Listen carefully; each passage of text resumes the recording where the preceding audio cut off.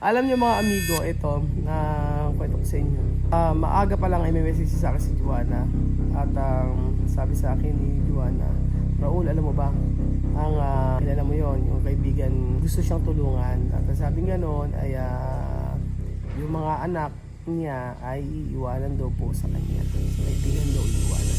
So, sabi niya, lang daw ba na siya na ako kukuha. O gusto raw niya na siya daw mag-aalaga ng mga chikiting. Tinulungan daw po siya kasi ay bakit interesado ngayon sa dalawang bata para alagaan. Ayun na po mga amigo, nagdadapit hapon na po. Dapit hapon! Magandang araw po sa inyo lahat mga amigo. Kumusta po ang buhay ng bawat isa? Andito po si Kuya Raul, ang pasmadong bibig ng Nueva Ecija. Ayan po, maganda ba ang kuha? Yes, so maganda naman ang kuha. Naku, ako'y nalulungkot mga amigo, may nag-check-in dito sa resort. Pero, yun nga, na salahula na naman ang ating resort. Opo mga amigo, paano gagawin natin pag ganun? Di pa mga amigo, for today's video, papakita ko po yung natapos. 2 araw po akong hindi nakapag-vlog sa ating dream house. At ayan. Ano kaya ang natapos ngayon dito sa ating dream house? Anong ginagawa mo dyan? Ayan na po mga amigo. Ayan na po mga amigo. Ano kaya ang balita dito? Wow, ang ganda. Natuwa naman ako. Kasi mayroon na siyang ganyan. Oh, ayan. Oh, di ba mga kababayan ko? Oh, i-voice over natin. I-voice over ito. Parang voice over lang. Ay, nako. Oh, ay, natutuwa naman ako mga amigo ngayon kasi alam nyo ba? Ang dami nagawa ngayong 2 days. Tingnan nyo. Ayan, oh, nalagyan na ito. Hindi biro talaga magsigaw ang mga trabahador natin, ang mga construction worker natin na masisipag.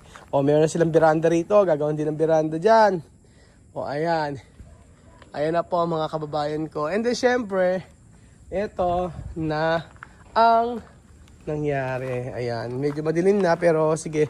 Go pa rin, mga amigo. So, tinanggal na nila ang tukod. O, diba? So, bukas for sure, tatanggal na rin yung ibang mga tukod nito. Diba? Ganda. Ganda talaga pag wala ng tukod. Ang laki ng kitchen. O, diba? Grabe.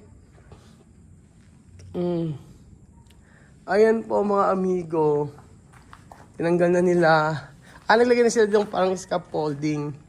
Scaffolding. Ayan. Tapos dito, wala pa rin. Madilim na pala sa part na to. Sa room ni Kuya Veljun, kung saan ay okay naman. Ganun pa rin. So paglabas ni Kuya Veljun dito, ganyan.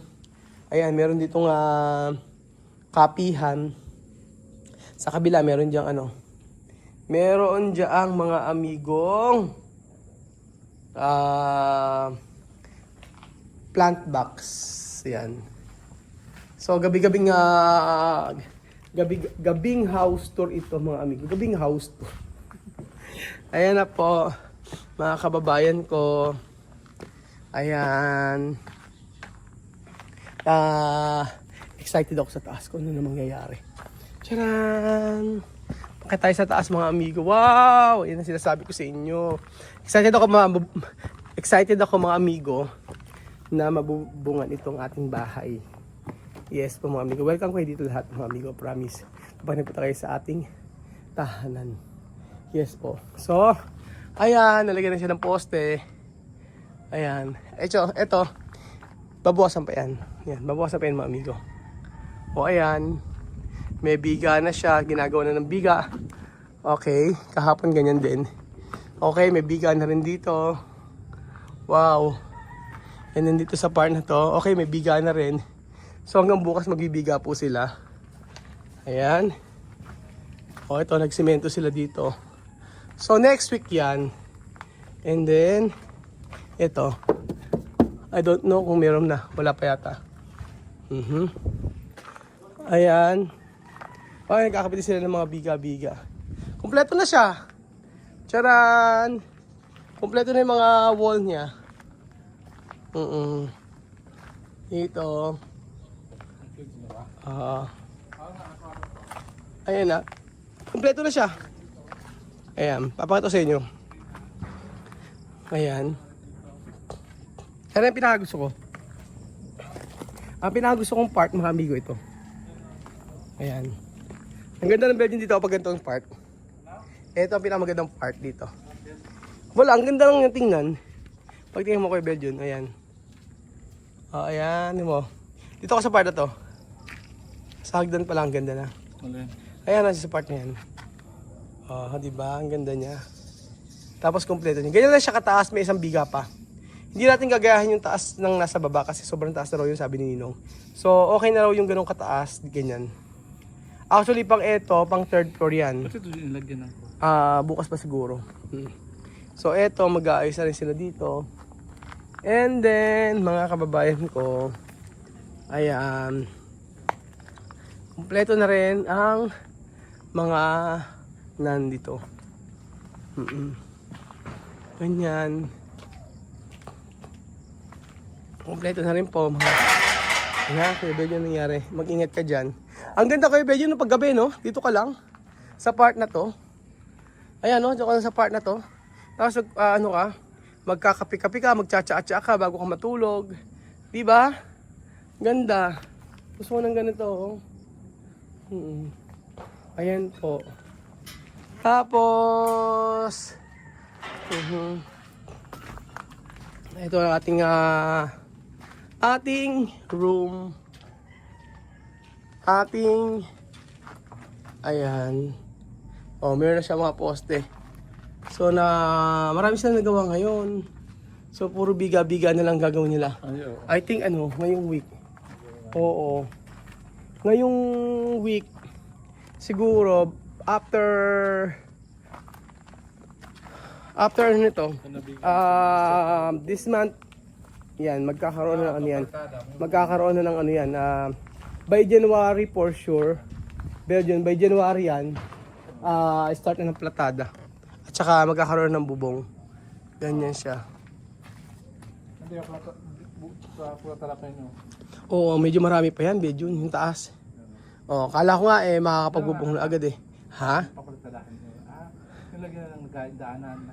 Nilagyan na ng daan para at least Pero ang ganda ng gustong-gusto ko talaga yung dito sa part na to. Sa part, ano gusto mo dito? Sa lahat ng part to, bay yung sa dito.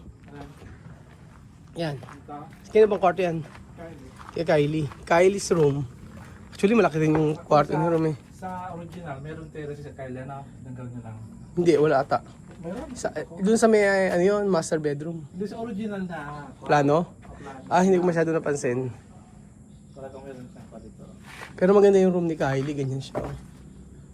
Tapos dito ka lang, ganyan. Paggagabi. Ito naman, ito raw kay Chuchay, sa gitna daw si Chuchay. Ba't ka ako sa Chuchay sa gitna? Si Chuchay kasi Ronet, pwede mo magtabi. Si Chuchay, si Ronet pag nandyan. Si Seki, tsaka si Chuchen. Ayan. Para sa aircon din. Meron naman tayong meron naman pa. Ayan, naglalagay na sila ng bakod-bakod. Sa mga subscriber po natin, mga amigo, friends natin, welcome po kayo dito. At gagawa tayo ng guest house. Guest house. Guest room pala mga amigo. Ayan, yung natapos ng 2 araw. 2 days yan. Pero marami namang natapos. At sa init at saka sa init at lamig, sila ay pumapasok at nagtatrabaho lang na pag mainit. Ang ganda. Iba pa rin. Tapos, siyempre, ayan, tingnan natin yung mga pagbabago. Tapos pupunuin natin ito mga amigo na pupunuin natin ito ng maraming solar light. Yes po mga amigo. Ayan. So, punta tayo rito mga amigo. Ayan, nalagyan na pala okay na Kuya Belgian. Meron na ring mga Meron na rin mga poste. Si Kuya Beljun. Ayan ang poste. O, ayan. May mga poste-poste, mga amigo. Ano naman yan, ganyan. Ayan, may mga poste-poste na. O, iba pa rin yung ano. Kompleto na yung poste rito. Ayos na. Papaayos ko na lang. Ayan. Ito yung, ito na. Ang ano. So, yun po mga amigo. Yun lang naman po ang latest sa 2 araw na pagkatrabaho nila na hindi ko po nakita. Maraming natapos, pero syempre, wala pang gagawin. Maganda na siyang tingnan mga amigo. Tingnan nyo. Charan! Oh, ha? Gano'n na siya kataas. Hindi siya hindi nagagayahin yung sa baba. Kasi sobrang taas raw sabi ni Ninong. Pero pwede rin naman, depende rin sa akin. Kung ano ang nais ko. Pero para sa akin, okay na yung ganyan. Okay na yung ganito. Ayan po. So, tayo ay titingin-tingin. Magkakaroon ka dito na ano? Plant box. Yan. Magiging plant box lahat yan. Kami yung maliit kasi may plant box. Maliit oh. Kumpara dito. Dito kasi maluwang dito. Isang ano na to. Ang luwang nito oh. Tiles lang nito. Ang dami nang ubusin. Ayan po. Tapos, ayun na. Wala na. So gabi meron kaming light dito. Ilaw. Billy! Ayan. So ganyan po. Ayan ang natapos 2 araw mga amigo. Ayan po mga amigo. Po, gabi na naman dito sa ating lugar at talaga naman sa ating bansa at talaga nakakapagod na araw mga amigo. Totoo lang. Pero lang carry lang. Kayang-kaya yan. Alam niyo mga amigo, ito na kwento ko sa inyo. Maaga pa lang ay may message sa akin si Juana. At sabi sa akin ni Juana, Raul, alam mo ba? Ang kilala mo yon, yung kaibigan. O, dati niyang kaibigan ay ang sabi daw po mga amigo ay gusto siyang tulungan. At sabi nga noon ay yung mga anak niya ay iiwanan daw po sa kanya. Sa kaibigan daw iiwanan. So, sabi niya, lang daw ba na siya na ako kukuha. Oo, gusto raw niya na siya daw mag-aalaga ng mga chikiting. Tapos, kung ano yung gastos ng bata, yun na lang ibigay, sabi. Tapos sabi ni Juana daw ay hindi, mayroon naman akong family. O sabi ni Juana daw ganun. Ang nawiwirduhan daw po siya kasi ay bakit interesado ngayon sa 2 bata para alagaan. Eh sabi ko kay Juana basta wag mo ipagkakatiwala kahit kanino. Doon lang sa sa mga kapatid mo lang at sa pamilya mo. Doon mo lang ipagkakatiwala yung anak mo pagka umuwi ka ng Pilipinas. Sabi ko sa kanya ganun. Sabi niya alam ko. Kaya lang kinukwento ko lang naman sa iyo dahil bakit yung mga dating mga kaibigan ko ngayon na nagalit sa akin, ngayon mabait na naman sa akin. Sabi ko, ngayon alam mo na ako ang tunay na ugali, sabi ko sa kanya. Kaya mag-ingat ka, sabi ko sa kanya ganun. So yung di lahat ng ipapakita sa yung mabuti, na akala mo yung mabuti, sincere, sabi ko sa kanya. Sabi niya, alam ko. Sabi niya, alam ko. Kaya nga, sinasabi ko lang sa'yo. Sabi ko, yan mo na. Alam mo, mas maganda ka ako. Pagpalit ka na ng SIM card. Kasi, minsan kasi nagkasira na kayo. Wala na yun, sabi ko. Mahirap na ibalik, sabi ko sa kanya. Tingnan mo ka ako yung dati, di ba, sa akin. Mahirap na ako ibalik yung pagkakaibigan. Although, kaibigan mo pa rin, pero meron kong matutunan. Ganun, sabi ko sa kanya. So, ganun talaga siguro sa buhay mga amigo. Na, sabihan ko siya. Sabi ko, di ba maganda magpagka ng SIM card para hindi ka na makontak at mabuhay ka na ikaw at saka yung family mo lang. Sabi ko sa kanya.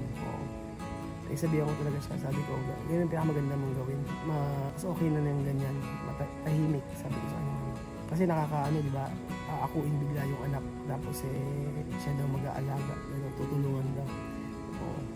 Siyempre si Juana, alam niya na kung ano yung kung sino talaga yung totoo niyang kaibigan. So, kilala niyo kung sino.